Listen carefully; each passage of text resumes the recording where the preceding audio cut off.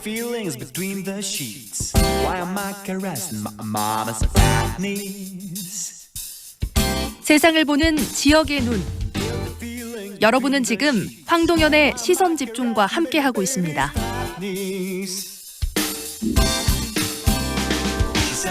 3부 시작합니다. 내일은 5.18 민주화운동이 일어난 지 38년이 되는 날입니다.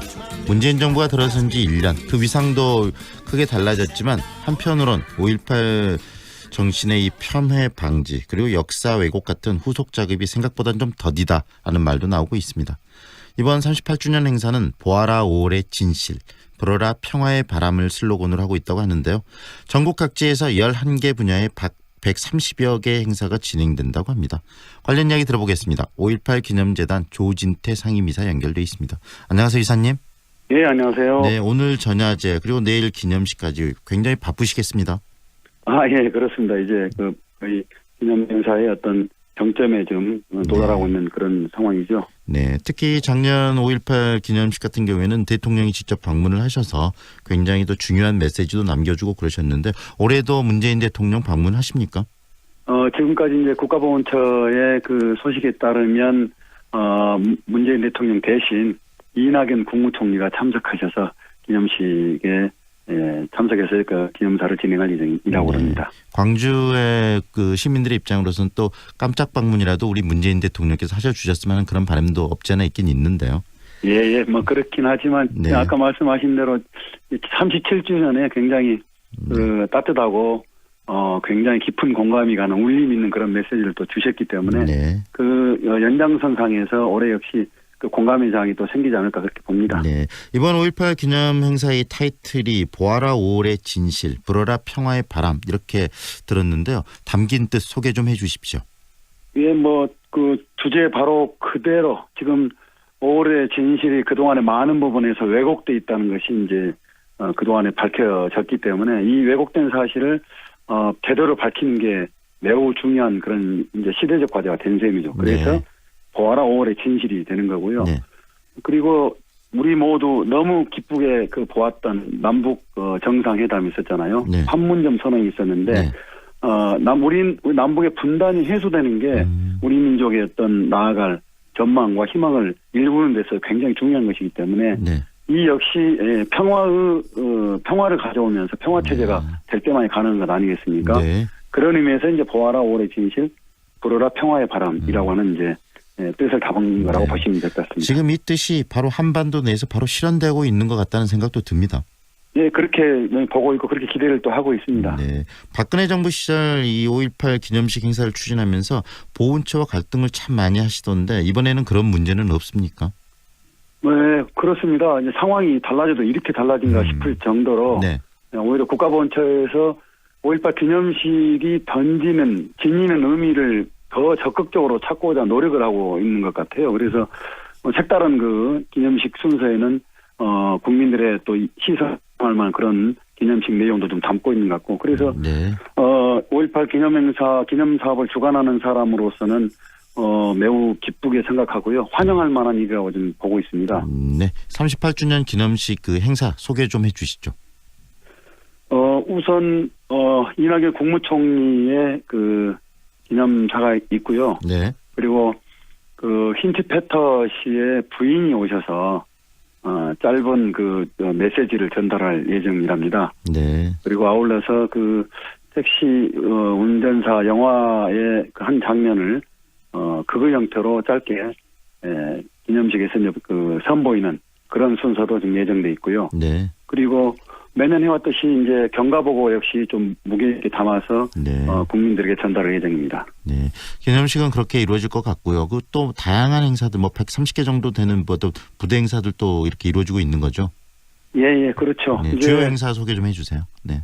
뭐 오늘 이제 5월 17일 전야제 행사가 있죠. 전야제 네. 행사가 이제 5월 주간의 기념 행사의 어떤 그 모든 행사를 압축하고 주제를 담아내는 행사가 전야제 행사인데요. 네. 비가 안 왔어야 비가 안 와야 될 텐데 그게 좀 염려 한편으로 되고요. 네. 그리고 5월 초순부터 이제 우리 지역에서는 각 구마다 기념 행사 준비를 하거나 진행을 해왔고 그리고 다양한 단체들이 자기만의 역할과 특성에 맞게 기념행사 진행을 하고 있고요. 네. 5.18 기념재단에서는 지금 광주 아시아 포럼이라고 하는 그 제목으로 아시아의 대략 한 30여 개 각 나라의 그 인권 활동가들이 모여서 네. 다양한 주제로 좀 토론을 진행하고 있어요. 네. 그리고 이제 18일인 내일에는 이제 광주 인권상 시상식이 있을 예정이고요. 네. 정말 다양한 그리고 행사들. 네, 예, 더 소개해 그렇습니다. 주시죠. 네. 예, 또 소개 말씀 올리자면 5.18 민주화운동 유족회에서는 매년 하는 그 추모 행사가 있는데 오늘 오전 10시 30분부터 이제 묘지에서 네. 진행되고요. 네. 그리고 이제 5월 27일 마지막 날에는 이제 5.18 구속자해서 네. 부활절을 갖게 되면서 이제 기념행사 이제 대미를 장식하는 그런 네. 이제 순서로 보시면 네. 일정으로 보시면 될 것 예, 같습니다. 마지막 이 도청이 진압되던 그날 바로 이 부활제가 열린다는 것도 참 의미 있을 것 같은데요. 예, 5.18 기념재단이 최근 일반 국민을 대상으로 이 5.18 인식조사를 했다고 들었습니다. 국민들 5.18을 어떻게 이해하고 인식하고 있던가요?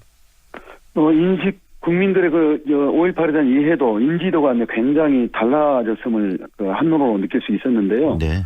5.18에 대해서 여러분들은 어떻게 생각하느냐. 전국에 이제 광역시도 16군데 성인 1000명을 대상으로 조사를 한 거예요. 네. 대략 한 70%에 가까운 국민들이 이제 5.18에 대해서 기본적으로 인식을 하고 있고요. 그리고 5.18에 대해서 어떻게 이해하느냐라고 하는 부분에 있어서는 5.18은 민주화 운동이다라고 이해하는 부분이 가장 높았습니다. 네. 그리고 5.18에 대한 그 이미지가 있지 않겠어요? 네. 5.18을 떠올리면, 5.18 민주화 운동을 떠올리면 설문자께서는 답변자께서는 어떻게 느낍니까라고 했을 때 네. 국가의 부당한 폭력에 대한 저항이다. 이게 가장 높았어요. 이게 무려 80한 3% 가까이 네. 답변이 나왔는데 이건 아마 그렇게 봅니다. 지난 우리가 직접 몸으로 겪은 그 촛불 항쟁이 네. 있었지 않습니까? 전 국민들이 당시 어떤 촛불을 저항 경험을 통해서 네. 저항을 통해서 지난 그 수십 년 전의 역사이지만 5.18 당시의 어떤 그 느낌과 시대 감정을 상황을 그대로 떠올렸던 것 같아요. 그렇죠. 이해할 수 있게 된 거라는 말씀이시네요. 그래서 아마 이제 5.18 저항 정신으로 바로 이제 네. 연결을 시켰던 것으로 보여요. 네. 이 이사님 그런 부분들 상당히 이미지가 좋아지고 또 제대로 인식되고 있다는 건 긍정적인 측면이 있는데 그래도 여전히 또 폄훼하려는 세력들, 왜곡하려는 세력들도 상존하는 것도 사실인데요. 그 문제 우리가 계속 좀 해결해야 되지 않겠습니까? 예, 그렇습니다. 대표적으로 전두환 이제 해고록이 있는데요. 네. 어제 이제 그 가처분 인용이 됐죠. 해고록을 더 이상 발행하거나 배포해서는 안 된다라고 하는 결정을 내렸는데 그래서 네. 한 번씩 위반할 때마다 500만 원 이상의 이제 가처분을 당해야 되는 그런 결정까지 나왔는데요. 네. 왜곡과 폄훼에 대해서는 그 근본 원인을 찾아서 지금 해결해야 한다고 봅니다. 그 중에 하나는 이제 당시에 왜곡의 전면에 나서서 작태를 저질렀던 그 근원을 찾아서 해결 방법 찾는 것. 네. 기록물에서 그 진상규명을 해야 되겠죠. 네. 그다음에 또 하나는 이런 과정과 더불어서 필요한 게 뭐냐면 이런 폄훼에 앞장서는 주장과 행위를 한 사람들을 처벌할 수 있어야 돼요. 네. 처벌을 하지 않기 때문에 너나 할 것 없이 계속 그 주장을 늘어놓는 것인데 처벌하는 경우는 우리 5.18 유공자들이 당사자들이 명예훼손으로 고소를 했을 때만 가능한 상황이란 말이죠. 네네. 적극적으로 그런 처벌 정말 굉장히 중요한 부분일 것 같습니다. 예, 굉장히 중요하다고 봅니다. 예. 예, 그리고 이제 5.18 진상조사 특별위원회도 꾸려지게 되는데요. 이 진상조사 특별위원회가 과연 앞으로 해야 될 부분들 정말 많을 것 같습니다. 그 부분에 대해서도 한 말씀 해주시죠. 예. 밝히지 못한 진상을 밝히는 거 우선 안매장 문제가 있고요. 그다음에 발포 책임을 밝히는 문제도 굉장히 중요합니다. 왜곡되어 있기 때문에요. 네.